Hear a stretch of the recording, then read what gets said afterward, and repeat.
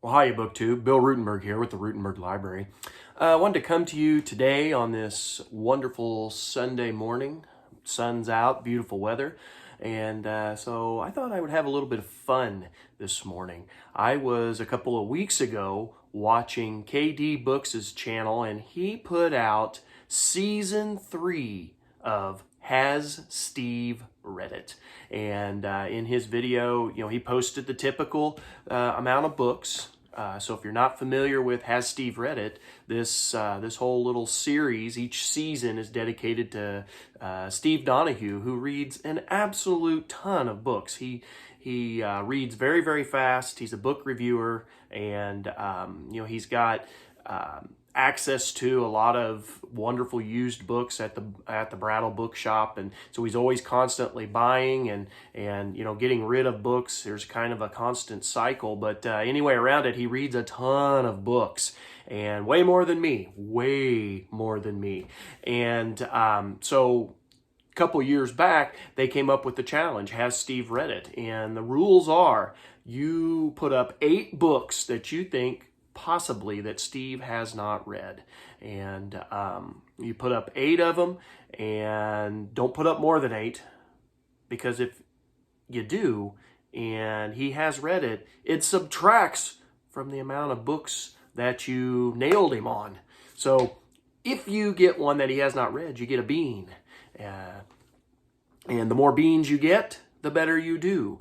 And I can't remember how many beans I had last year. It was 2 or 3, but I lost a bean because I stuck a couple extra books in there, bonus books, and that was not the wisest choice on my part. So anyway, KD Books kicked off season 3 of Has Steve Read It? And he tagged a bunch of people. Most of them, I think, were the ones that did it last year. They were the previous people, and I was on that list. And it's been, like I said, a couple of weeks. I meant to get to this video, and I just hadn't got to it. But anyway, here we go. I'd like to see Has Steve Read It? Season 3 get kicked off, in a big way. So I'm hoping to take the lead here. I haven't seen any other than KD Books' video, I haven't seen any other Has Steve Read It?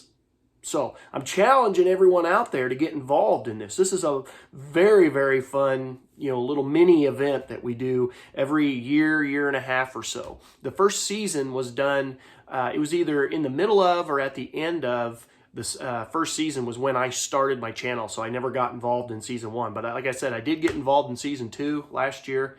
Wasn't it last year? Maybe it's 2 years ago.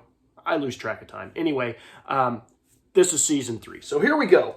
Steve, I am going to guess. I'm going to throw a slow pitch softball through to you here. So a big looper. You're probably going to, my guess is, knock this one out of the park, but I thought I'd take a chance. I am guessing that you have read volume 1. And Sidney Blumenthal is writing this big old series on Abraham Lincoln. It's got 3 volumes so far. I do not believe volume 4 is out. I've been waiting on it, but I am in the middle of, as you can see, I'm in the middle of volume 2. So I assumed you probably, because it got a lot of press, I'm assuming you read volume 1, but did you read all the volumes? That was, I scratched my head. Would that get you? So this is volume 2, Wrestling with His Angel, 1849 to 1856. So it's part of the antebellum period.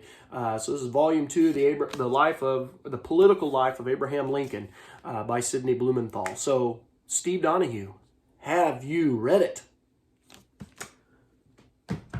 All right, so the next couple of books are going to come from June on the Range. There are a lot of Westerns out there, and as you know, we had that big reading event in June, and I participated in it and read a handful of Westerns, and so I thought I'd pull out a couple of them. This is a pretty popular Western writer from back in the day, so I don't know if I'm going to get him on this one or not, because Steve has said that he's read a lot of Westerns, but there are a ton of them that he hasn't read, and that's why one of the reasons he enjoyed June on the Range so much.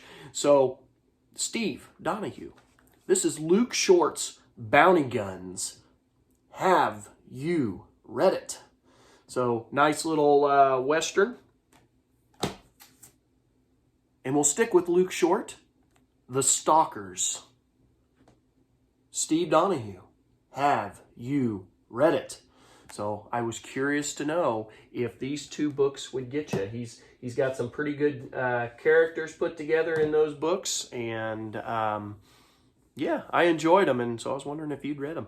So what would this be? Book number 4. So this will get us halfway through the list. This is a book that I'm about 3/4 of the way through right now. I probably will finish it today or tomorrow.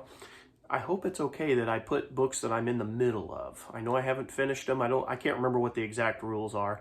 Other than 8 books, and you can't give any like super duper oddball books such as like textbooks, obscure foreign language books, stuff like that. He prefers you to stick with the English language for the most part. So I forgot to mention that at the beginning. But anyway, here's one book that I'm in the middle of. It's got, the green coloring on the pages and stuff. So I don't know if this actually classifies for Garbogust or not. I don't know. But anyway, this is called Rebel. His oath bound him to the Union, his loyalty to the South, his passion to a beautiful Union spy. So this is by John Claggett, and it's exactly what it says. Erasmus Huger, Captain, Confederate spy, was the Confederacy's greatest naval hero. He commanded the mighty ironclad Pamlico. He was destined by the fortunes of war to kill his best friend in battle and to risk his honor and his life for the love of a beautiful traitor. The big, powerful novel of the war between the states and the men and women who fought with hearts divided, the battles of a nation divided. Now, pretty good little deal on the back, except for it says the big, powerful novel.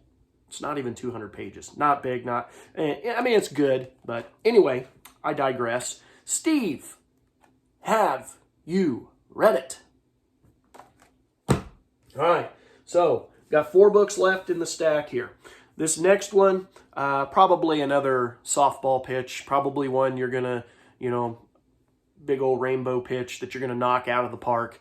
But I thought I'd give it a try. I am guessing you've read Ian Fleming's James Bond books. I've been going through them myself, and the most recent one that I read, and it's on down the list of, all the Bond books, but this is Moonraker by Ian Fleming, and based around the Cold War era and the making of a nuclear weapon that's going to be used. It's supposed to be made for England to use, but it's going to turn out to be, spoiler alert, used against England, and James Bond has to, fix the scenario and save England. But anyway, Steve Donoghue, have you read it? All right, the next 3 are from my middle school classroom, okay? The first one is a biography, and it's a pretty famous biography. It's small, it's not very big, but this is Marching to Freedom, The Life of Martin Luther King Jr. by Robert M. the editor was Robert M. Blawis. And so we use this in my middle school classroom, a lot of it because the size of the book, it just makes it a lot easier. But it's got a nice set of pictures from the time period when we're studying civil rights. Anyway, I've got a couple books like this that are in my classroom, and this is one that I actually had to replace because the old copy, after the kids have used it for several years, you can see the old copy got destroyed. And so I replaced the copy for my classroom, and there it is. So Steve Donoghue, have you read this? All right, book number 7. This is a recent one that was sent to me from Howard Zinn's website. They do history from the people's point of view, and they hit big topics that sometimes get skipped over in classrooms. And one of the big topics that they were talking about was climate change.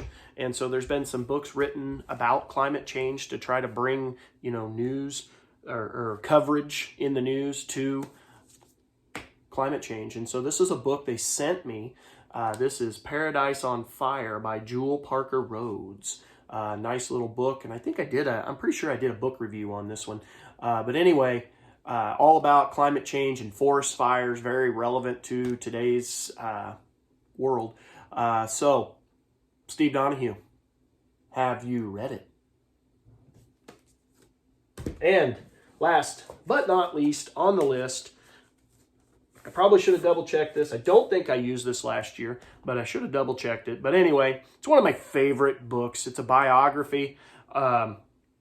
Actually, this one would be a autobiography, I believe. But this is on, it's called Facing the Lion, Growing Up Maasai on the African Savannah by Joseph Lomasala Lukaton. And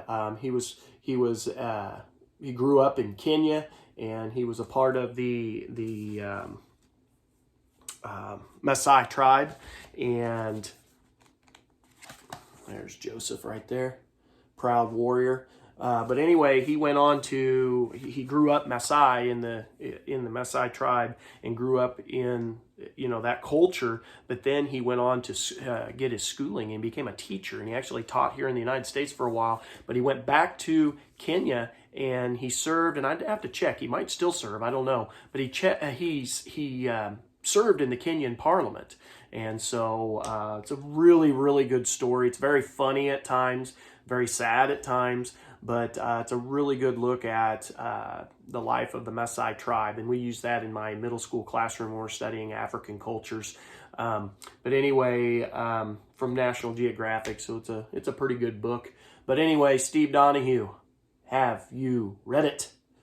So that concludes, that is 8 books that I am challenging Steve with for the Has Steve Read It Season 3 challenge. Let me kind of get these all stacked up so they won't fall over. But Steve, have you read them?